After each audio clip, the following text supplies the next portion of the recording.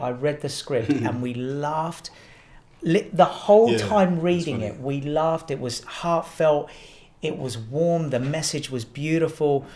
Obviously, we've only released a trailer, so people have only seen a trailer.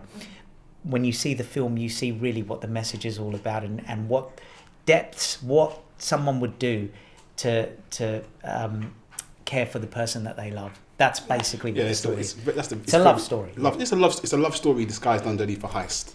Yes, that's exactly right. And a different kind of love. It's not like a relationship love. It's the love of you and your grandmother. It's a different kind of love. We just did the world premiere in Australia. So it was the first time anyone has seen the film. And we wanted to know, what are people going to say when they walk out? You know, I've never experienced that before, where I'm sat in the cinema thinking, are they going to laugh at the bits that we want them to laugh at? Because you've got a board, I have a thing called a movie map. So whenever I write scripts and stuff, I write points where I hope people will laugh. So that makes sure throughout the whole film, there's points where there will be laughter right the way through. And to be honest with you, it hit everyone. I don't think we hit everyone. We were so relieved when people... Yeah. And we had what was really special about the Australian premiere, though, was that we had members of the Jamaican community from Sydney fly up. They wanted to come and they brought banners and flags. It was amazing. And I remember them saying afterwards, they said, we were a bit sceptical at first because we didn't know whether I could deliver what I was going to deliver. But the reviews we got were phenomenal. And people said the things that we hoped they would say. It was funny.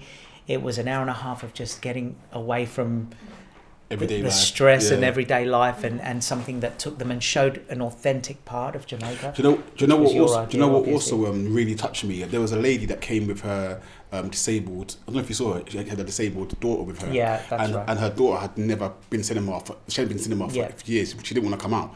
And then when she heard the title Jafaican, she came and watched it, and she was laughing right the way through. And the mother thanked me and said, I've not heard my daughter laugh like that. So we've set it up for a sequel, which you will see at the very end. But obviously, different country, different character.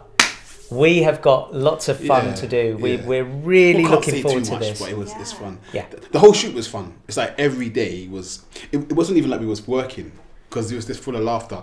Some scenes that should have taken an hour ended up taking 2-3 hours because we was laughing. We just kept on laughing really and laughing and laughing.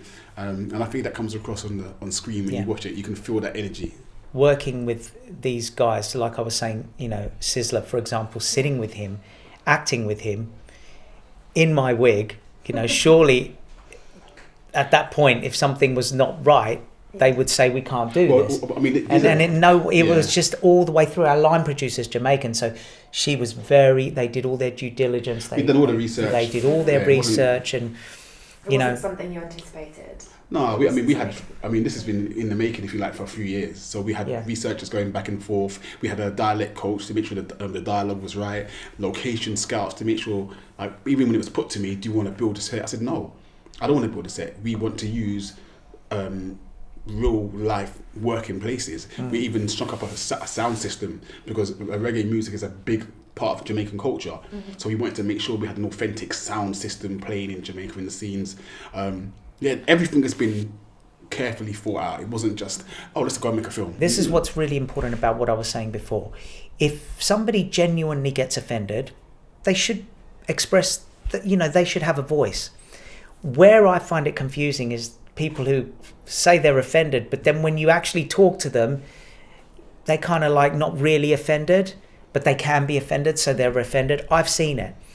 I remember as a kid, I've talked very openly about the bullying and the racism we suffered as kids in Australia in the early days and how tough that was.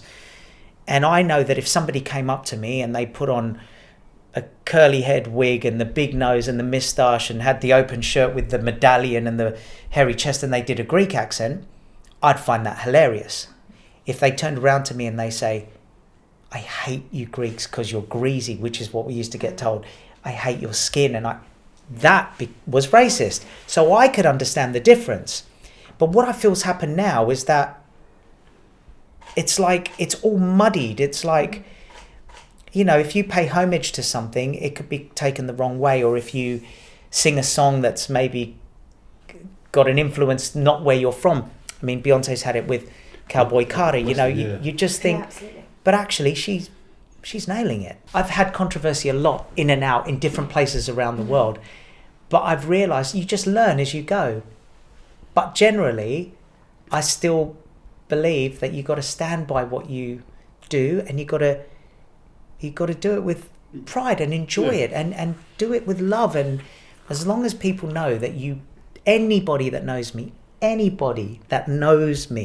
knows that I would never want to harm a fly, and so for me, I just keep that positivity and I just go with it, and I do things. I get opportunities like this, I'll take it. Danny Dyer, I was talking about Danny Dyer because Danny played a film called Human Traffic years ago, and there was a scene about me, and it was horrific. I don't know if you've ever seen it. The scene he attacked me with, what he would do to me if he saw me. A white coat hanger down the Jap's eye, you know what I mean? Really hurt the geezer, do you know what I mean? And finally, a bullet between the eyes, and it's time to say hello to the old man you've been working on Earth for all this time, Pete. See you later on, Pete. No one give about you. Help, mate. At the time, I was so offended. I remember ringing my lawyers going, this is in the 90s. Fast forward 10, 15 years, I'm like, he was acting a role. That was part of the script. That's not him. I met him many times. I love him. I think he's Danny's great. Cool. Danny's a great guy. Did you do a film with him? Yeah, I've done a film called Dead Man Running with him and 50 Cent. Oh, really? Brenda Bleffin, Ashley Waters, and Danny, yeah. Danny's great. But that moment, that's where I realised that you have to separate. That doesn't mean Danny didn't like me just because he said in a film that he would do horrific things to me. But for years, that's what I thought. And so when all this came about with this, even though we were confused about what was upsetting some people, is that you worry that people can't differentiate the art of something to you as a person. And it took me to meet Danny 10, 15 years later going, what a really nice guy. We talked about families and our kids, and this was the same guy that 10 years earlier I thought genuinely wanted to harm me because he said it in a film. That's where I think it's the grey area of where some people might get confused about what's reality, and if you're playing that character, that must be you.